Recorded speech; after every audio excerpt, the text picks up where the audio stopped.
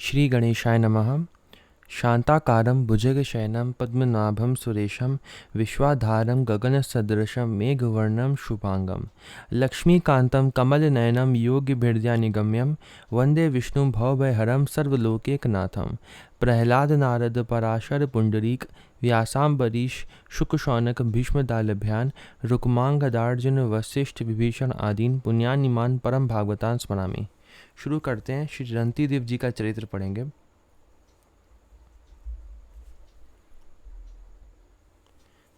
अहो रंती देव नृप संत दुष्कंत वंश अति ही प्रशंस सो आकाश वृत्ति लई है। वाह धन्य है जिनकी कथा सुनकर आश्चर्य हो। ऐसे राजा रंती देव परम प्रशंसनीय भगवत भक्त हुए। उनका जन्म राजा दुष्यंत के वंश में हुआ था। बहुत दिनों तक राज्य कर चुकने पर आप अपनी रानी और पुत्र के समेत वन में चले गए।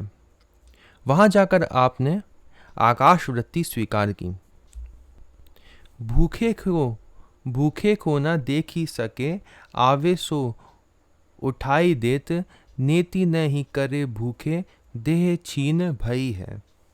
आप इतने बड़े दयालु थे कि भूखे को देख नहीं सकते थे।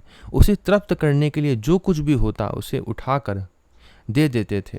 किसी को मना नहीं करते थे। इसलिए निरंतर भूखे रहने पर शरीर दुर्बल हो गया, परंतु संतुष्ट मन से भगवत स्मरण सर्वदा करते रहते।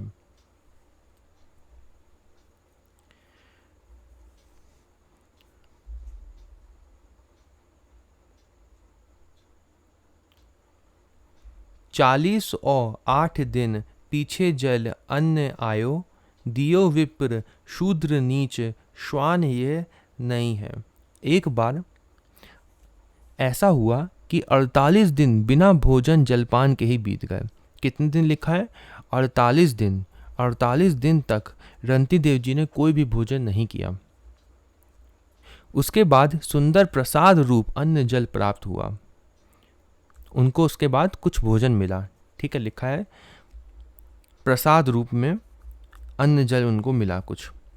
वह तीनों भोजन करने जा रहे थे कि इतने में एक ब्राह्मण अतिथि आ गए। उन्हें रंती देव ने सादर भोजन कराया। फिर एक भूखा शूद्र आ गया, उसे भी आपने सादर भोजन कराया। ठीक है, तो वो भोजन करने जा रहे थे। सबसे पहले एक ब्राह्मण अतिथि आ गया और उसे उन्होंने भोजन कराया। फिर एक शूद्र आ गया भूखा, उसे भी उन्होंने भोजन कराया। आगे क्या होता है? इसके बाद एक नीच कुत्तों को साथ लिए हुए आया और शुद्धावश अपनी दीनता दिखाने लगा। दयावश शेष बचे हुए अन्न से नीच तथा कुत्तों को संतुष्ट कर दिया। अब केवल थोड़ा सा जल ही शेष रहा था। उसे वे पीना ही चाहते थे कि एक वनवासी पुलकस ने आकर कहा, राजन तुम बड़े परोपकारी हो, मैं कई दिन का प्यासा हूँ। रंती देव जी ने जल भी उसे पिला दिया। वह उन ब्राह्मण, शूद्र, चांडाल और कुत्तों में भगवान के ही दर्शन कर रहे थे। वो सब में भगवान के दर्शन करते थे और वो जो जल आखिरी में अंत में जो बचा था वो भी उन्होंने उसको दे दिया। आगे क्या होता है? हरि को निहारे उन मांझ तब आए प्रभु, भाए जग दुख जिते भोगो भक्ति छई है। जब राजा ने बिना किसी कष्ट के सबका आतिथ्य किया तब स्वयं भगवान प्रकट हो गए। वस्तुतः इन रूपों से आकर भगवान ही भक्त निष्ठा को देख रहे थे। भगवान परीक्षा ले रहे थे उनकी, इतनी कठिन परीक्षा। भगवान ने वर देने का प्रलोभन दिया। तब आपने इस लोक तथा ब्रह्मलोक तक के सुखों को तुच्छ मानकर यही वर मांगा कि संसारी प्राणियों के पापों का फल रूप दुख मैं भोगूं और वह सभी सुखी हो जाएं। ऐसी विलक्षण भक्ति राजा रंती देव के हृदय में छा गई। तो उन्होंने पहले इसमें लिखा है कि इस लोक से लेकर ब्रह्मलोक तक के सुखों को तुच्छ मानकर उन्होंने ये मांगा। ये क्यों लिखा है? क्योंकि जितने भी हमारे ये 7 लोक हैं, 14 लोक हैं पूरे, जिसमें 6 ऊपर हैं और 7 नीचे हैं, और धरती को मिलाकर 14 लोक होते हैं। वह सभी लोक नाशवान हैं, सब समाप्त हुए, सब मुर्दे के समान हैं। ऐसा एक मलुकदास जी ने भी कहा है एक अपने पद में कि सब जितने भी ये लोग हैं सब मुर्दे के समान हैं। इसलिए यहाँ पे उन्होंने ब्रह्मलोक तक के सुखों को तुच्छ मानकर क्या मांगा कि जितने भी प्राणी हैं ना उन सबका दुख मैं भोगूं और बाकी सब सुखी हो जाएं। उन्होंने क्या मांगा? सबके लिए कल्याण मांगा। और ऐसी विलक्षण भक्ति राजा रणजीत देव के हृदय में छा गई। टिप्पणी पढ़ते हैं आगे। श्री रणजीत देव जी महाराज संकृति के पुत्र थे।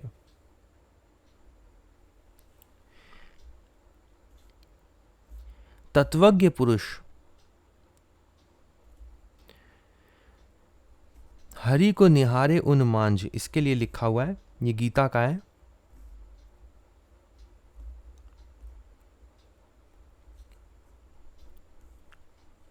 विद्या विनय संपन्ने ब्राह्मणे गवि हस्तनी शुनि चैव स्वपाके च पंडिता समदर्शिना।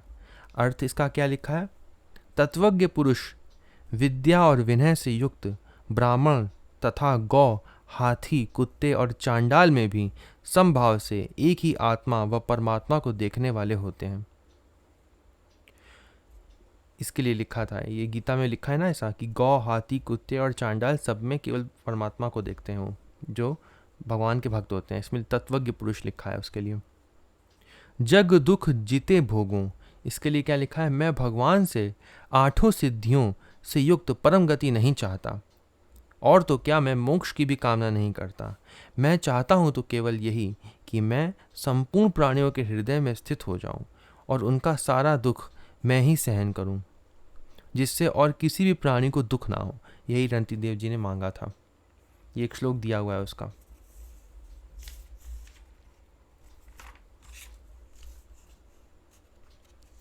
रणजीत देव जी का चरित्र तो यहीं समाप्त होता है। हम लोग आगे और कुछ भक्तों के बारे में अभी पढ़ेंगे। महर्षि उत्तंक जी, क्या लिखा इनके बारे में? ये बड़े भारी तपस्वी, तेजस्वी और गुरु भक्त थे। महर्षि गौतम जी के शिष्य थे। ये कौन? उत्तंक जी। गुरु माता के कहने पर सौदास की रानी मदयंती से दिव्य कुंडल ले आए। मार्ग में कुंडल को नाग के निगल जाने पर नागलोक से लाकर उन्हें प्रदान किया। भगवान श्री कृष्ण द्वारा इन्हें ज्ञान एवं भक्ति प्राप्त हुई। एक कणिक नाम के व्याधा को अपराध करने पर भी क्षमा गुण द्वारा उसे भक्त बनाया। श्री भूरी जी के बारे में पढ़ेंगे। ये कुरुवंशी सोमदत्त के पुत्र थे। द्रौपदी स्वयंवर एवं युधिष्ठिर के राजसूय यज्ञ में पधारे थे। भगवान श्री कृष्ण में इनकी प्रीति थी। महाभारत युद्ध में सात्यकी द्वारा मारे गए, तत्पश्चात विश्वदेवों में मिल गए। श्री भूरी जी। श्री देवल जी के बारे में पढ़ेंगे। एक सुप्रसिद्ध ऋषि जो प्रत्युष नाम के बसु के पुत्र थे। श्री देवल जी ब्रह्मवेताओं में श्रेष्ठ महर्षि धौम्य के अग्रज थे। जन्मेजय के सर्व सत्र में सदस्य बनाए गए थे। इनकी सुरवचला नाम की कन्या थी, जिसकी प्रतिज्ञा क्या थी? जिसकी प्रतिज्ञा थी कि जो अंधा हो एवं आंख वाला हो उसके साथ मैं विवाह करूंगी। कुछ काल बाद महर्षि उद्दालक के पुत्र ब्रह्मवेता श्री श्वेत केतु जी ने आकर विषय को स्पष्ट किया कि जिन आँखों से जगत देखा जाता है उन आँखों से मेरा कोई संबंध नहीं है, अर्थात उनसे तत्वलोचन रूप सूक्ष्म विषय साक्षात्कार नहीं होता है। अतः नेत्र के रहते हुए भी मैं अंधा हूँ और परमात्मा रूपी चक्षु से युक्त हूँ, अतः आँख वाला भी हूँ। श्री देवल जी ने अपनी कन्या श्वेत केतु को प्रदान कर दिया। क्या लिखा है? उनकी जो पुत्री थी उसने ये शर्त रखी थी कि मैं उसी से विवाह करूंगी जो अंधा हो और आँख वाला हो, दोनों हो। तो अंधा किस में हो? इस संसार में अंधा हो, इस संसार के लिए जो अंधा हो, और आँख वाला किसके लिए हो? भगवान के लिए, केवल भगवान को देखे हर तरफ। आगे हम पढ़ेंगे श्री वैवस्वत मनु जी के बारे में। विश्वकर्मा जी की पुत्री संज्ञा भगवान सूर्य की पत्नी है।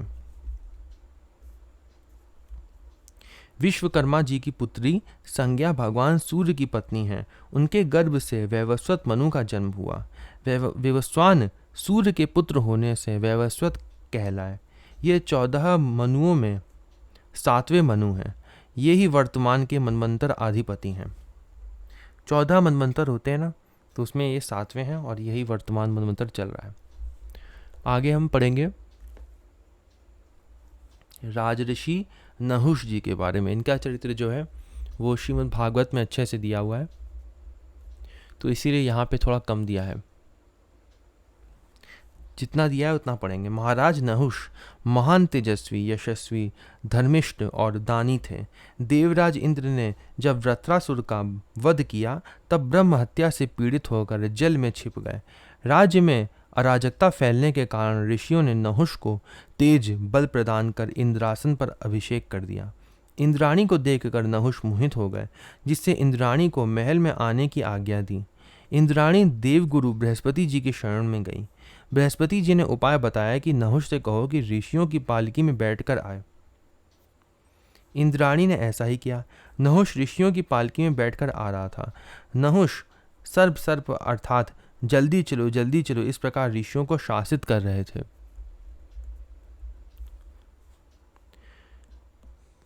यहां तक कि अगस्त जी के सिर पर लात मारी। अगस्त जी ने श्राप दे दिया कि जा तू 10,000 वर्ष तक अजगर बना रहे। काम का नशा उतरने पर अत्यंत दीन होकर क्षमा मांगी। अगस्त जी ने कहा, जब तुम्हारे प्रश्न का उत्तर कोई दे देगा वही तुम्हारे शाप से छुड़ा सकता है। वनवास काल में श्री युधिष्ठिर जी ने प्रश्नों का उत्तर देकर नहुष का उद्धार किया। नहुष दिव्य शरीर धारण कर स्वर्गलोक चले गए। श्री ययाति जी के बारे में पढ़ेंगे। ये महाराज नहुष के द्वितीय पुत्र थे। पत्नी देवयानी के 2 पुत्र यदु और तुर्वसु और शर्मिष्ठा के 3 पुत्र द्रुयु, अनु और पुरु हुए। शुक्राचार्य जी के श्राप से वृद्धावस्था आ जाने पर भी विषयों को भोगने की इच्छा बनी हुई थी। इसलिए शुक्राचार्य जी ने कहा, अगर पुत्र अपनी जवानी दे दे तो विषय सुख भोग सकते हो। ये जो कथाएं ययाति जी की, ये भी पूरी भागवत में दी हुई है। यदु आदि ने जब जवाब दे दिया तो पिता ने श्राप दिया कि तुम लोग पैतृक राज अधिकार से वंचित रहोगे।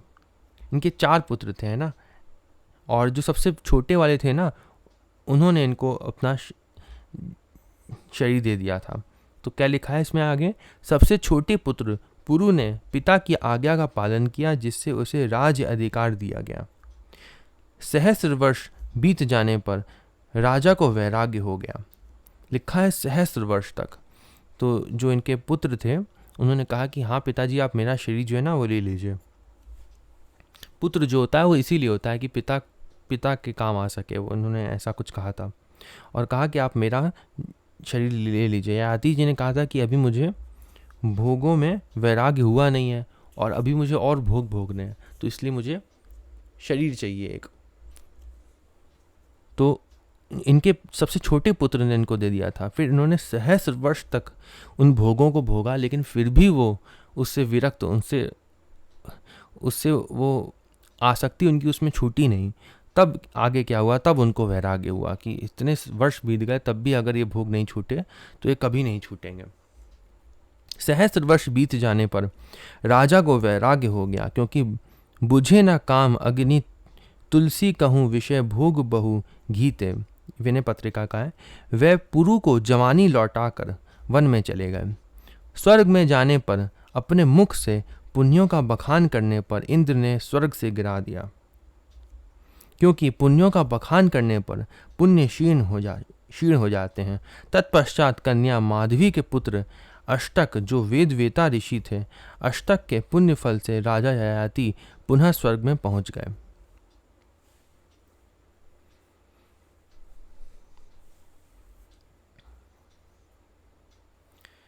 श्री दिलीप जी के बारे में पढ़ेंगे।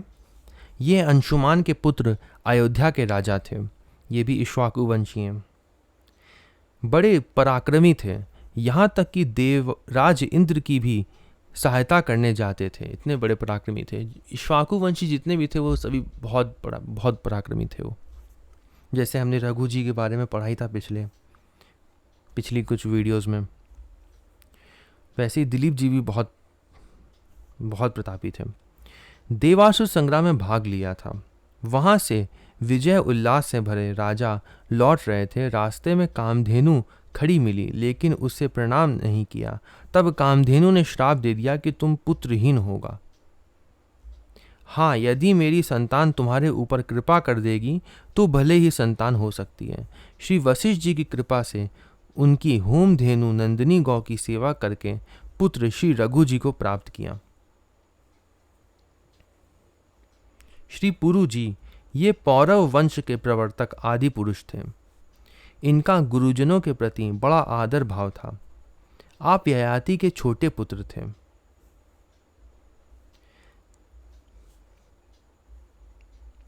अनुचित उचित विचारि तजी, जे पाले ही पितु बैन, ते भाजन सुख सुजस के, बसहि अमरपति ऐन। तनय जजाति ही यौवन दयऊ, पितु आज्ञा अघ अजस न भयऊ। पितृभक्ति को चरितार्थ किया। पुरु जी के वंश में बहुत राज ऋषि और ब्रह्म ऋषि भी हुए। श्री यदु जी के बारे में पढ़ेंगे। ये राजा ययाति के प्रथम पुत्र थे जो देववाणी के गर्भ से उत्पन्न हुए थे। ये यादव वंश के प्रवर्तक राजा हुए। इन्हीं के वंश में स्वयं भगवान श्री कृष्ण का प्रादुर्भाव हुआ था। ये बड़े धर्मज्ञ तथा धर्मशील थे। श्री यदु जी महाराज भगवान दत्तात्रेय जी से ज्ञान प्राप्त कर जीवन मुक्त हो गए थे। हमने इस वीडियो में ययाति जी के बारे में पढ़ा, उनके दो पुत्र पुरु जी और श्री यदु जी के बारे में पढ़ा। यदुवंशी फिर कृष्ण भगवान, इन्हीं के, ये कृष्ण भगवान के ही पूर्वज हैं यदु जी। और श्री दिलीप जी के बारे में पढ़ा जो रघु जी के पिता थे। और नहुष जी के बारे में पढ़ा और उत्तंक जी के बारे में पढ़ा। और हमने रंती देव जी के बारे में पढ़ा। अगली वीडियो में हम श्री गुह जी के बारे में और कई संतों के बारे में पढ़ेंगे। ओम नमो भगवते वासुदेवाय।